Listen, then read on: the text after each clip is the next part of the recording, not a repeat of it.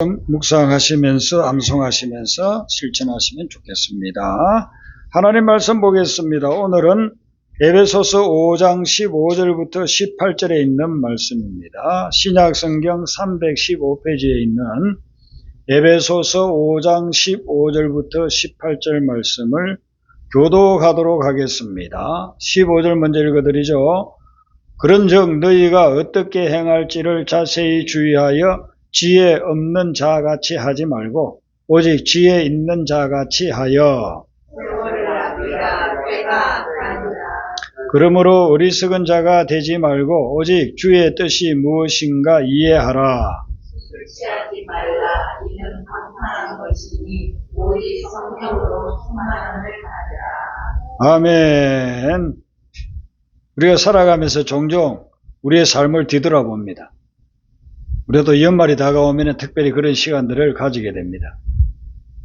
그 삶을 뒤돌아보면 내가 잘 살았구나 이렇게 여겨질 때도 있고 아이고 잘못 살았구나 그렇게 평가할 때도 있습니다. 특별히 믿음의 사람인 우리 성도들은 내가 잘 믿었구나 이렇게 여겨질 때도 있지만 내가 잘못 믿었구나 그렇게 평가할 때도 있습니다. 여러분들 오늘 예배를 드리면서 또 이번 한 주간 동안 한번 이렇게 살아온 삶을 또 신앙생활을 해온 믿음 생활을 한번 뒤돌아보시면서 평가를 해보세요. 내가 잘 살았는가? 잘 믿었는가? 아니면 내가 잘못 살았는가? 잘못 믿었는가? 점검이 필요합니다.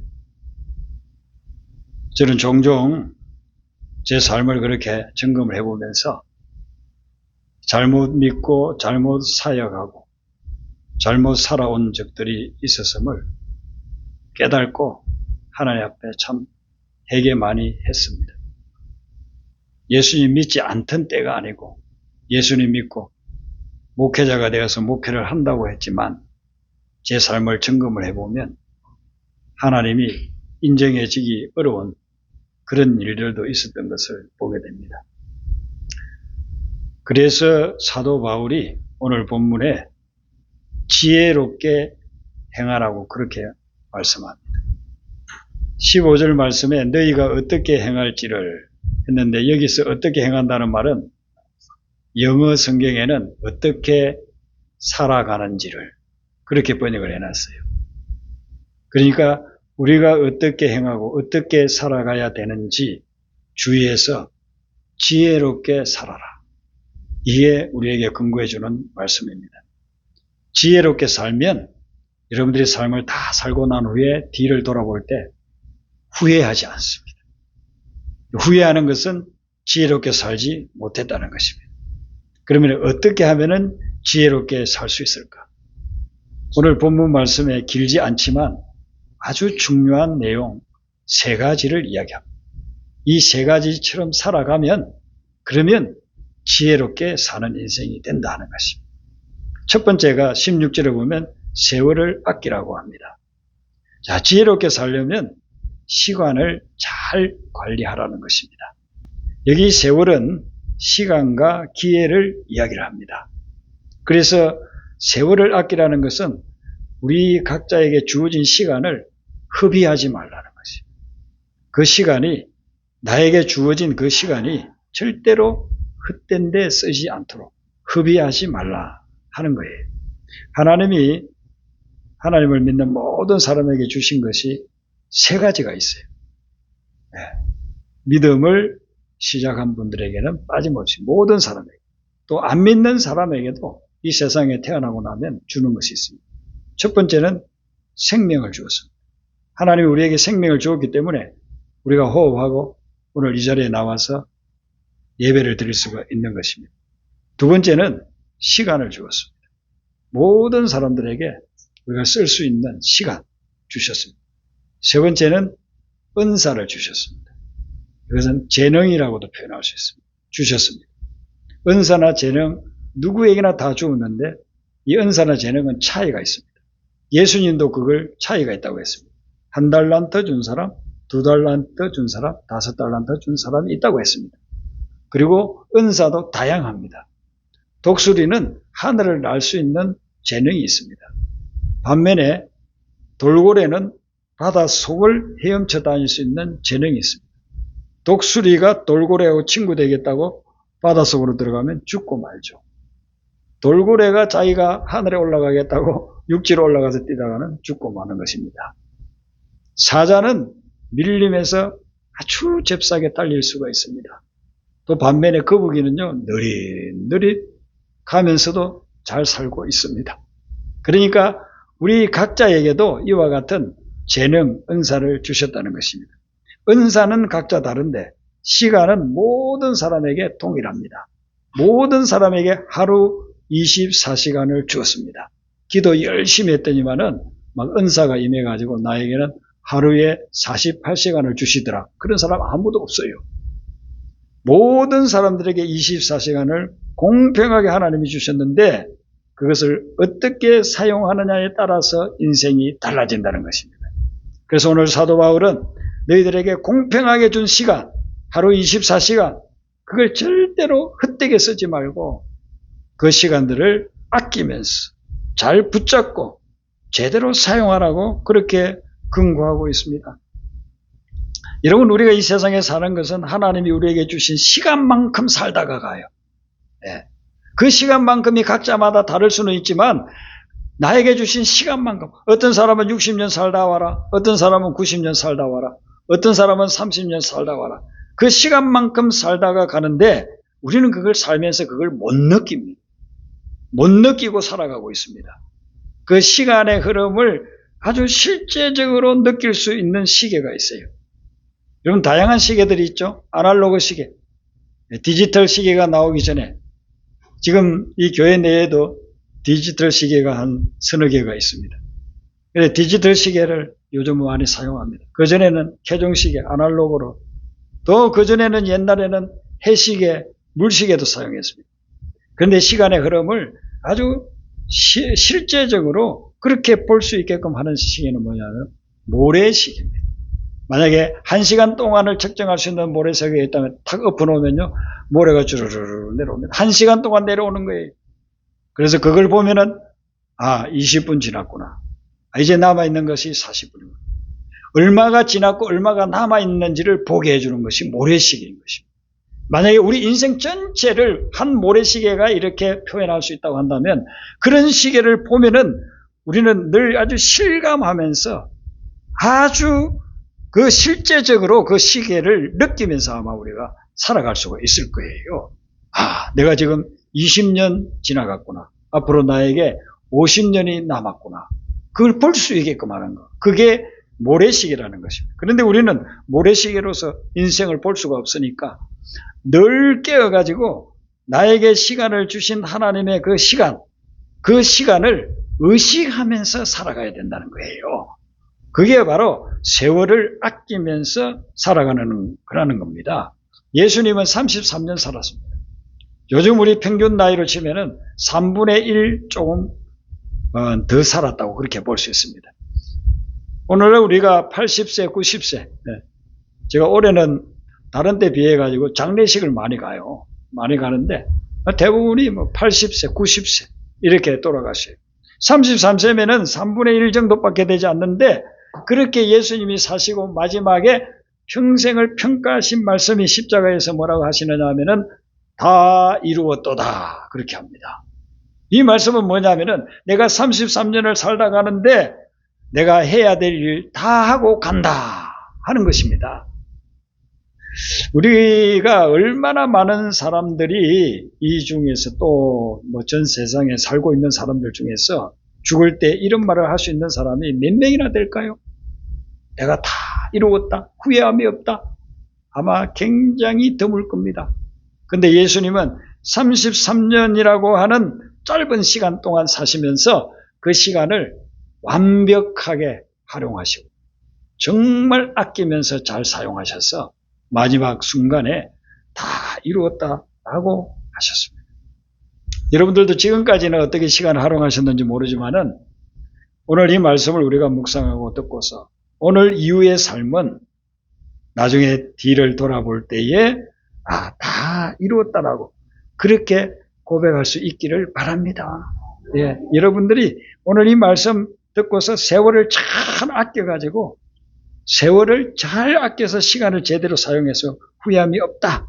이렇게 살 수 있는 그런 삶이 된다면 얼마나 감사하겠습니까? 이 세월을 아끼라는 말씀에는 기회를 놓치지 말라는 그런 말씀이 있습니다. 예. 영어 성경에는 opportunity 해가지고 기회를 선용하라고 하고 있습니다. 우리에게 기회가 오잖아요. 근데 기회를 잘 모를 때가 있습니다. 기회가 지나가고 난 후에 그때가 기회였는데 내가 알지도 못하고 붙잡지도 못했네 이럴 때가 있습니다. 우리가 삶을 뒤돌아보면서 그때 좋은 기회였는데 놓쳐버렸다고 후회할 때가 있지 않습니까? 그 사람을 붙잡아야 됐는데 그때 그곳으로 갔어야 됐는데 또 어떤 데는 그곳에서 내가 그때 떠났어야 됐는데 믿는 사람들이니까 하나님이 여러 가지 그런 사인을 주셨는데 내가 그 사람을 놓쳐버렸다. 그리고 내가 그곳을 떠나지를 않았다. 또 내가 그곳에 가지 않았다. 후회될 때가 얼마나 많습니다. 기회를 모르기도 했고 기회를 알았지만은 취하지를 않은 것입니다. 붙잡지를 않았기 때문에 그런 것입니다.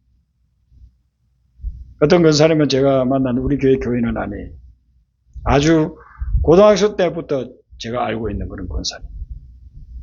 그분이 제가 간혹 연락한다든지 또 만나면 그럽니다. 내가 그때 그 사람을 만났어야 되는데 내가 그때 생각을 좀 잘못해가지고 너무 세상적인 것에 사로잡혀가지고 그 사람을 놓쳤다. 그래서 몇십 년이 지났는데 지금 후회된다고 그런 이야기를 하는 거예요. 우리가 기회를 제대로 보고 잡으려고 하면요. 기도를 해야 됩니다. 기도를 하지 않으면 내 생각이나 세상적인 기준에 의해서 기회를 판단해버려요. 기도를 하면 하나님의 관점에서 그 기회를 보게 되는 거예요. 그래서 놓치지 않는 겁니다. 그런데 우리가 신앙생활을 해도 기도를 하지 않고 기회를 보게 되면 기회가 기회인 줄도 모르고 그 기회를 잡으려고도 하지 않는다는 것입니다. 저는 저희 집사람을 만나서 지금 올해 40년째 살고 있습니다. 근데 저희 딸이 이렇게 결혼하고 얼마 안 돼가지고 저에게 그러더라고요. 아빠는 어떻게 결혼해가지고 40년 동안이나 살았어. 자기는 몇 개월도 너무 힘들대. 결혼하면 뭐 행복하고 천국이 이루어질 줄 그렇게 생각했는데 그게 아니라는 거예요. 어떻게 40년을 앞으로 살지? 이렇게 이야기를 하는 거예요, 저에게. 그래서 하나님의 은혜로 사는 거야. 근데 제가 그렇게 지금까지 40년 또 하나님이 앞으로 얼마나 더 살게 할지는 모르지만은 제 믿음은 앞으로 135년을 더 살게 하리라 생각하는데 그렇게 살 수 있는 비결은 다른 게 아니에요. 저는 저희 집사람을 만나기 전에 제 친구가 아주 친한 친구 지금은 대구에서 목회하고 있습니다. 저에게 와서 그러는데 그때는 전도사시죠. 운전도사. 내가 사역하는 교회에 처녀 집사가 있는데 내가 기도를 하면은 겉으로 보면은 전혀 안 어울릴 것 같은데 기도하면은 된대. 그러니까 한번 만나봐. 그러는 거예요. 그때는 제가 대학원 공부 준비하면서 어느 누구도 안 만나려고 하고 있었는데 근데 이 친구가 기도하면서 그랬다고 하니까 안 만날 수가 없어요. 그래서 만나겠다고 하고서 한번 만났습니다. 그래 이제 만나고 나서 제가 기도를 들어갔어요. 그전 같으면은 제가 공부 때문에 안 만나겠다고 또 그렇게 했을 수도 있는데 기도를 하니까 하나님이 내가 너를 위해서 예비해 놓은 배필이라고 저에게 알려주시더라고요. 그래서 저희들이 만나가지고 처음 만나고 2주인가 만났는데 결혼하자고 했어요. 그리고 이제 제가 시험을 치는 거 끝나면 이제 결혼하기로 해서 시험 치고 그거 결과 딱 나오자마자 바로 결혼 준비해가지고 우리가 만난 지 한 12개월 만에 결혼했거든요. 제가 만약에 기도하지 않았다고 한다면은 그 기회를 포착하지 못했습니다. 그런데 기도하니까 하나님이 깨우쳐주는 거예요. 네 친구를 통해서 소개해준 그 자매가 네가 앞으로 평생 같이 할 자매다. 그렇게 하나님께서 기도할 때 깨우쳐 주시더라고요. 그래서 그 기회를 잡아서 제가 출세했죠. 네, 저런 좋은 자매를 만나서 지금까지 살 수가 있으니까. 하나님께서 우리에게 기회를 주시는데 그 기회를 우리가 모르고 지날 때가 너무 많습니다. 그래서 서양 속담에서는 기회를 뭐라고 이야기하냐면 머리는 사자와 같고 꼬리는 새공제와 같다고 그렇게 표현을 해요. 기회가 탁 올 때는요, 커요. 여러분, 사자 머리는 잡을 때가 많아요. 그 틀도 얼마나 갈퀴가 큽니까? 그리고 확 잡을 수 있어요. 그런데 두려워요. 무서워요. 야, 이걸 잡으려고 하니까 무섭고 두려운 거예요. 근데 그게 싹 지나고 나면은 꽁지는 새공제와 같아요. 그럼 새꽁지 잡을 수 있습니까? 새가 팍 날아가는데 어떻게 꽁지를 잡아요? 그게 기회라는 거예요. 그래서 우리가 기도하지 않으면 절대로 기회를 깨달지를 못해요. 그래서 자기 생각, 자기 야망, 세상 판단, 여기 기준으로 해서 기회를 보니까 그게 기회인 줄도 모르고 또 그 기회를 붙잡지도 않아요. 그래서 기도를 해야 돼요. 기도해야 그 기회를 깨닫고 붙잡을 수 있다는 것입니다. 제가 34년 전에 미국에 갔을 때에 그 LA에서 동부로 가면 팜스프링이라고 하는 그런 리조트 지역이 있습니다. 그거는 뭐 골프 치는 사람들 아주 좋아하죠. 미국 전역에 좋아하는 골프장이 뭐 여러 군데 있고, 그리고 거기 오는 손님들 맞아들이기 위해 가지고 그 호텔들도 그 사막에다가 막 지어놓고, 그리고 이제 뜨거운 물 이런 것들이 나오니까 온천수에 목욕하고 그런 곳입니다. 거기에 이제 볼 일이 있어 한번 가려고 하는데 중간에 요즘 이제 우리가 흔하게 보는 겁니다. 저는 처음 봤어요. 아주 거대한 바람개비들이요. 수십 수백 개가 있어요. 와, 대단해요. 저런 걸 왜 세워놨을까? 궁금했죠. 근데 나중에 알고 보니까 그 지역에요, 바람이 엄청나게 불어요. 그래서 그 지역에 사람들이 바람이 너무 많이 불어서 살 수가 없을 정도로. 왜 이렇게 바람이 많이 불어? 그랬는데 어떤 사람이 그걸 기회로 잡은 거예요. 거기다가 거대한 바람 개비를 만들었어요. 아파트 높이를 지면요, 수십 층 돼요. 그런 높이에 큰 바람 개비 한두 군데가 아니에요. 수백 개를 만들었어요. 거기에서 엄청난 전기가 나오는 겁니다. 그래서 그 도시 전체를 다 불을 밝히고 뭐 난방, 냉방 다 할 수 있게. 원래 우리나라도 그러고 하고 있지 않습니까? 전라남도 어디 보니까 엄청난 바람개비. 이 높이가요, 거의 뭐 60 몇 층 아파트 높이. 그 정도 되는 걸 곳곳에 바다에다 세워가지고 어마어마한 전력을 생산하려고 지금 만들고 있답니다. 네. 바람이 불어서 막 불평했는데 그게 기회였어요. 기회. 네. 엄청난 전력을 생산할 수 있는 기회가 됐다. 그러니까 우리가 기도를 해야 기회가 기회인지를 깨닫게 된다니까. 네. 우리 인생에 하나님이 기회를 막 주신다고요. 이런 기회를 주시고 우리 성도님들께도 앞으로 또 기회를 많이 주실 겁니다. 그 기회를 여러분들이 기도하면서 포착하게 되시기를 바랍니다. 네. 저는 예수 믿기 전에는 삶이 너무나도 비참했어요. 그런데 예수님을 믿고 나니까 하나님 그런 기회를 주시더라니까.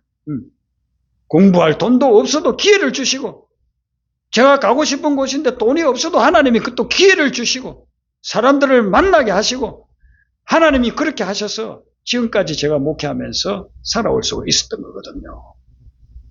지혜롭게 살려고 하면 하나님이 주시는 기회를 절대로 놓치지 말고 포착하라는 겁니다. 여러분, 우리에게는 많은 순간들이 모여가지고 인생을 만들어요. 70년을 산다고 80년을 산다고 했을 때 그것이 그냥 70년이 툭 떨어지는 것이 아니고 1초 1초의 순간들이 모여서 한 인생을 이루는 것입니다. 근데 그 순간들을 우리는 의미 없는 순간이라고 생각할 때가 많아요. 근데 하나님이 주신 이 많은 숱한 순간들 중에 의미 없는 순간은 한순간도 없다는 것입니다. 모든 순간들이 다 의미 있고 아주 중요한 순간이라는 것입니다. 몸에 심장이 있습니다. 심장이 1분에도 수십 번 이렇게 뛰고 있지 않습니까? 근데 심장이 생각하기를 나는 이 평생 이렇게 뛰고 있는데 의미가 없는 것 같아요. 맨날 이렇게 뛰고만 있었어. 뭐 하겠냐. 나도 좀 쉬어야 되겠다. 10분만 쉬자. 심장이 10분만 딱 쉬고 그 다음에 뛰려고 하면은 뛰겠습니까? 죽었어요. 몸이 죽었어요. 자, 숨을 쉽니다. 숨도 우리가 1분에 수십 분씩을 쉬고 있잖아요. 들어가고 나가고 하고 있습니다. 이 폐가 생각하기를 나만 맨날 이렇게 쉬고 있냐. 조금 나도 좀 쉬었다가 숨을 쉬자. 그렇게 해가지고 한 10분 쉬고서 쉬려고 하면 쉴 수가 없죠. 이미 생명이 쏟아 해버리고 말았습니다. 하나님이 우리에게 주시는 순간순간은 우리가 그게 늘 반복되는 것이기 때문에 소홀히 여길 수 있을지 모르지만 의미 없는 순간은 하나도 없다는 것입니다. 다 중요한 순간입니다. 그렇기 때문에 그 순간순간을 절대로 소홀히 하지 말고 포착해야 돼요. 포착해서 아끼면서 붙잡아서 써야 그래야 내 인생에 후회함이 없는 인생을 만들어 준다는 것입니다. 그러면서 두 번째 17절 말씀에 어리석은 자가 되지 말라고 지혜로운 자가 되라는 것을 반대로 말하는 거죠. 어리석은 자가 되지 말라고 하면서 주의 뜻이 무엇인가 이해하라고 말씀합니다. 주의 뜻이 무엇인가를 분별하라는 것입니다. 주님의 뜻은 우리를 향한 하나님의 뜻을 말합니다. 이게 뭐냐면 우리가 흔히 말하는 인생 목적인 것입니다. 내가 무엇을 위해서 사는가 이걸 갖다가 분별하라는 것입니다. 내가 무엇을 위해서 살아가야 하는가 이걸 깨달으라는 거죠. 그런데 이 목적의식 없이 살아가게 되면 반드시 후회합니다. 아무렇게나 살기 때문에 별 의미 없는 헛된 것을 추구하면서 살기 때문에 그렇게 50년을 살든 10년을 살든 100년을 살든 그 마지막은 반드시 후회하게 되는 것입니다. 그래 인생을 살고 나서 왜 후회하는가? 우리 믿는 사람들은 하나님의 뜻을 몰라서 후회하기도 하고 하나님의 뜻을 알았는데 그 뜻을 따라가지 못해서 후회한다는 거예요. 야곱이 130년을 살고 애굽으로 갔습니다. 그리고서는 바로왕을 만나가지고 이야기를 하는데 뭐 이런저런 이야기 하다가 바로왕이 묻지도 않았는데 이 야곱이 자기 인생을 평가하면서 고백하는 말이 나와요. 성경을 읽으면 이제 출애굽기 그 말씀이 이렇게 나오잖아요. 그 창세기에 보면은 야곱이 이렇게 바로를 만나가지고 자기 인생에 대해서 자기 스스로 고백을 해요. 뭐라고 이야기하느냐면은 내가 130년을 살았는데 험악한 세월을 살았습니다. 이렇게 이야기해요. 130년을 살았는데 그 130년 전체를 한마디로 딱 평가를 하기를 나는 험악한 세월을 보냈습니다. 라고 합니다. 왜 이런 말을 할까요? 나는 기쁘고 즐겁고 행복하게 살았습니다. 이렇게 고백돼야 되지 않겠어요? 왜냐하면 야곱은 믿음의 사람이에요. 부모님, 할아버지가 믿음의 조상이에요. 믿음의 가문에서 태어나가지고 그리고 뭐 이삭도 거부였기 때문에 넉넉한 그런 가정에서 고생을 모르고 그렇게 살았던 사람. 그러면 130년을 살았으면 적어도 이렇게 고백했어야 돼요. 즐거운 날, 행복한 날도 있었지만은 또 힘들고 고통스러운 날도 있었습니다. 이 정도로 고백했었으면 거예요. 그런데 130년 전체를 어떻게 평가하냐면은 험악한 세월을 보냈습니다. 그 이유는 다른 것이 아니고 야곱이 하나님의 뜻대로 살지를 않았기 때문에 그렇습니다. 자기 머리 쓰면서 속이고 사기치고 다른 사람 이용해 먹고 그렇게 평생을 살아온 거예요. 그렇게 평생을 살아온 결과가 뭐냐? 험악한 세월이었다라는 것입니다. 예수 믿지 않은 사람이 아니에요. 하나님 안 믿은 사람이 아니에요. 신앙생활 열심히 했던 사람. 교회생활 열심히 했던 사람. 그런데 결과는 그가 하나님의 뜻을 쫓아서 살지를 않았어요. 항상 머리를 굴려가지고 자기에게 당장 유익이 될 것, 이익이 될 것, 그걸 위해서는 이 사람도 속이고 아버지도 속이고 자기 장인도 속이고 형도 속이고 이런 삶을 살아오다 보니까 자기 130년을 다 뒤돌아봐. 애굽에 가가지고 기근이 7년 동안 들어가지고 먹고 살 수도 없는 그 기근이 지나고 이제 흉년이 되어가지고 22년 동안 만나보지 못했던 아들, 죽은 줄로 알았던 아들, 누가 속였어요? 10명의 아들이 22년 동안 자기를 속인 거예요. 그런 인생을 뒤돌아보니까 험악한 세월을 살아왔다라고 그러고 하나님의 뜻을 분별하지도 못하고 그 하나님의 뜻을 추구하지도 않았기 때문에 그런 삶을 살았다는 것이죠. 솔로몬은 지혜의 왕이에요. 지혜에 있어서는 솔로몬을 능가할 사람이 세상에 아무도 없어요. 그러니까 하나님의 뜻이 무엇인지는 알았어요. 그런데 솔로몬은 그 하나님의 뜻을 점점점 나이가 들어갈수록 따르지를 않았습니다.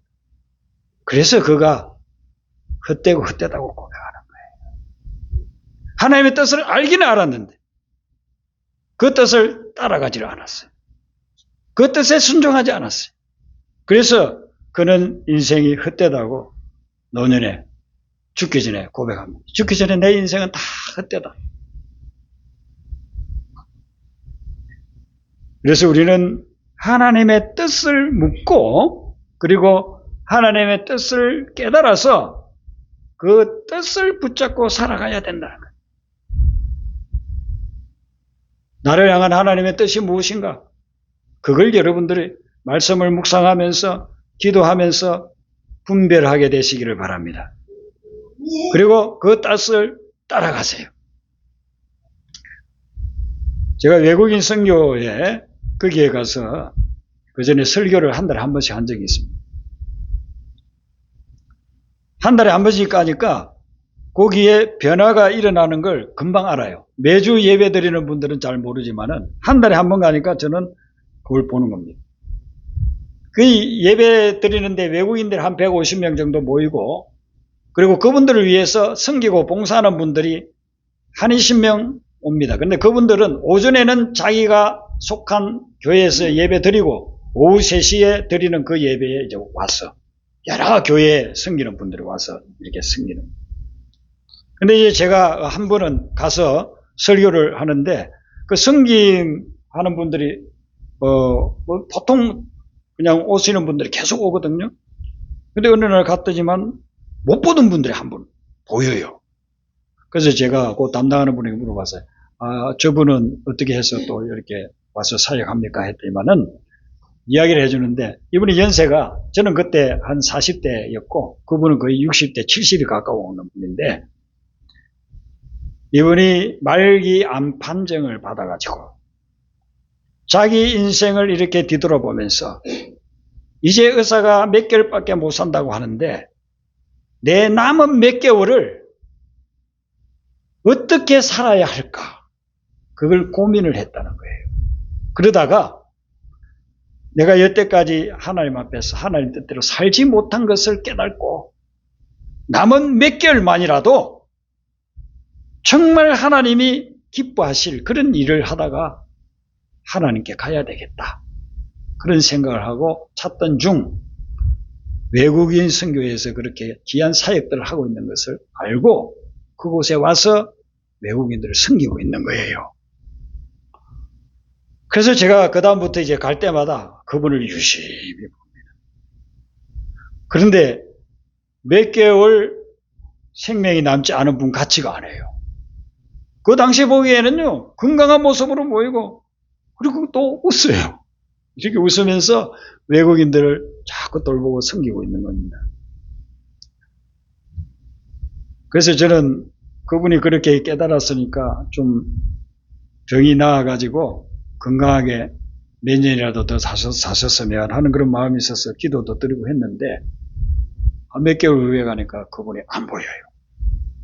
그래서 여쭤보니까 하나님 품에 안기셨습니다. 그러시더라고요. 벌써 한 20여 년 전 이야기인데 저는 그분이요 수시로 이렇게 생각이 나요. 수시로. 제가 한국 사역을 마무리하고 미국에 가서 사역할 때도 또 한국에 와서도 사역할 때 오늘 이 말씀을 제가 묵상할 때도 그분이 생각이 나서 여러분들이 또 말씀드리는 거예요. 60평생을 살아왔는데 다 사형 선고를 받고 자기 삶을 뒤돌아보니까 하나님의 뜻이 무엇인지를 모르고 살아왔다요. 그래서 깨닫고 몇 개월밖에 남지 않았지만 하나님의 뜻에 맞는 삶을 살자. 그렇게 와서 그곳에 와가지고 마지막 생명의 불꽃이 꺼지는 순간까지 그분들을 섬기면서 그렇게 주님 품에 안기신 거예요. 오늘 설교 말씀을 함께 나누고 있는 우리 여러분, 우리 성도님들은 지금 몇 개월 후에 돌아가실 분은 아마 없을 겁니다. 앞으로 몇 년, 또 수십 년을 더 사실 겁니다.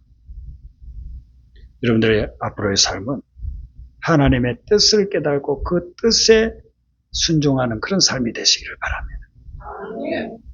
그러면 우리는 절대로 후회하지 않을 겁니다. 세 번째, 18절 말씀 보면은요, 술을 취하지 말라. 그리고 성령의 충만함을 받으라고 그렇게 권고하고 있습니다. 술만이 아닙니다. 세상에는 우리를 취하게 하는 것들이 많이 있습니다. 술만이 아니에요. 문명이 발달할수록 우리를 취하게 하는 부분들이 너무너무 많습니다. 그런데 취하는 것, 그거는 중독되는 것, 이것은 우리 인생을 결과적으로 폐가 망신시킵니다. 좋은 것을 취한다, 중독 걸린다라고 하지 않습니다. 우리에게 나쁜 것에 아주 집착해 있는 것, 그게 취하는 것이고 중독되는 거잖아요. 그것은 결국 우리를 폐가 망신시키는 거예요. 그러므로 어떤 것에 취하지 말고 중독되지 말고 성령의 충만을 받으라는 거예요. 여러분, 성령은 거룩한 영입니다. 그래서 성령이 임하면 우리가 거룩해집니다. 거룩해지는, 우리를 성도라고 이야기합니다. 하나님을 믿는 사람을 성도, 거룩할 성자, 무리도자, 거룩한 무리들이라는 거예요. 그렇기 때문에 우리가 성령이 만약에 임하지 않고 성령이 충만하지 않으면 성도가 아니고 어떻게 되겠습니까? 악도가 된다는 거예요. 악도. 악한 무리들이 될 수도 있다는 겁니다. 그래서 교회에서 일어나는 일들을 보면 성령으로 충만하지 않고 그리고서 행하는 걸 보면은 그것은 성도가 아니라 악도라 이렇게. 어떤 목사님이 그러더라고요. 평생 목회하시고 은퇴를 하신 목사님이 후배 목회자들에게 이야기하면서 제가 목회를 해보니 교회에는 성도만 있는 것이 아니라 악도들도 있더라. 그러니 여러분들이 목회할 때 이 두 가지를 유념하고 목회를 하시오. 다 성도면 좋잖아요. 그런데 성령이 임하지 않으면 우리는 악도가 될 수가 있다는 거죠.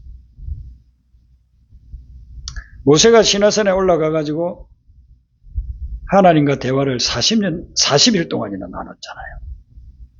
그래서 성령이 충만해가지고 내려왔을 때 그 산 아래에 있던 이스라엘 백성들이 모세 얼굴을 보지를 못했어요. 눈을 들고 보려고 하면은 볼 수가 없어요. 왜냐하면 얼굴에서 광채가 나가지고. 성령이 충만하면 여러 가지 이제 현상들이 나타나는데 모세에게는 얼굴에 환한 광채가 났어요. 그 백성들이 가까이 오지를 못하고 가까이 와도 뭐 고개를 숙이고 보지를 못하니까 모세가 그냥 거기 자기 얼굴에다가 수건을 이렇게 수건을 쓰고 여러분들 백성들이요 하나님 이런 말씀해 주셨습니다. 그리고 이제 혼자 기도하러 해막에 들어갈 때는 수건을 벗고 들어가고, 수목에 또 해방에서 나오면 수건을 또 써요. 성령이 임해서 성령이 충만해지면은요, 사람들이 우리를 알게 돼요. 아, 저 사람 성령이 충만하고, 저 사람 하나님을 제대로 만난 사람이다. 알게 돼요. 숨길 수가 없어요. 숨길 수가 없어요. 저 사람은 성령이 충만한데, 오, 저렇게 살아가는 거예요. 여러분들도 주변 사람들이 확실히 느낄 수 있을 정도로 성령으로 충만해지시기를 바랍니다. 광야 생활엔요, 숱한 문제가 발생해요. 아침에 일어나면 또 문제가 발생해요. 야, 모세야, 우리가 지금 애굽 떠난 지 사흘이 되는데 마실 물이 없다.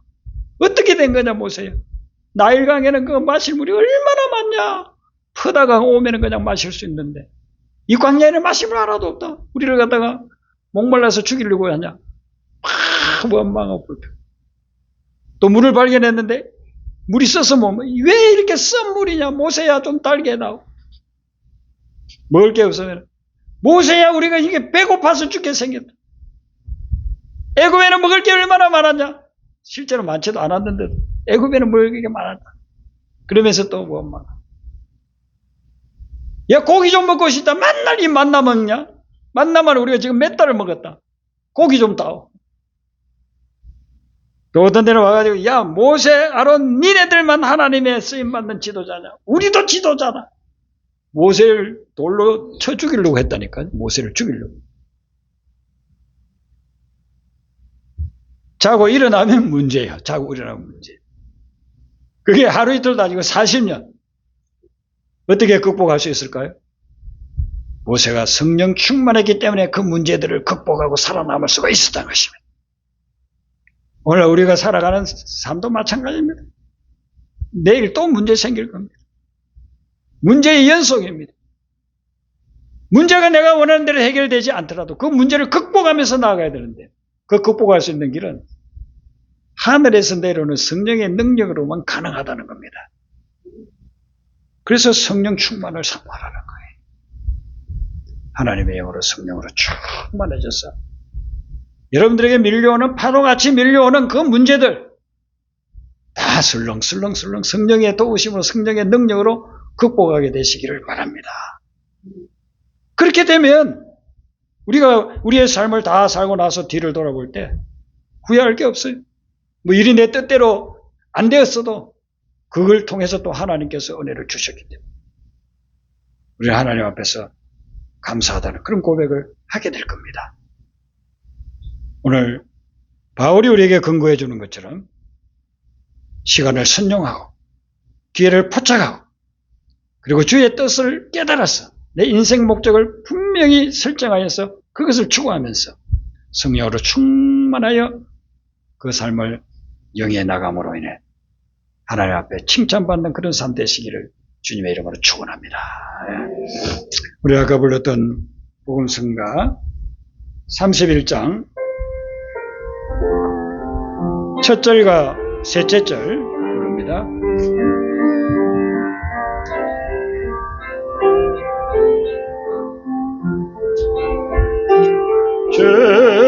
죄악된 세상을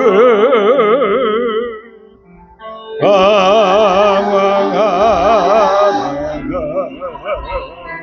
천국과 지옥도 나는 몰랐네. 오직 때로 영죽을 험한 세상이 왜 그리 더러운지 이해야 하네. 불 속에라도 들어가서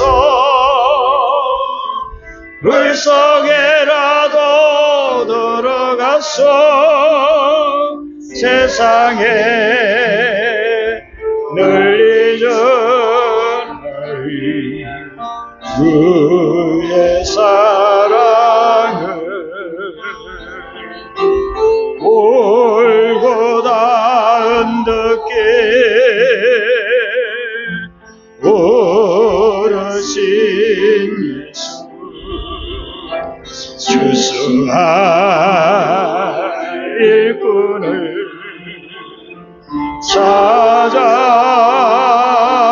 부르네 거친 바다 험한 삶 비가 맺혀도 십자가 내가 지고 끝내 이기리 불 속에라도 들어갔어 불 속에라도 들어갔어 세상에 널리 전하리 주의 사랑을 아멘 기도합니다.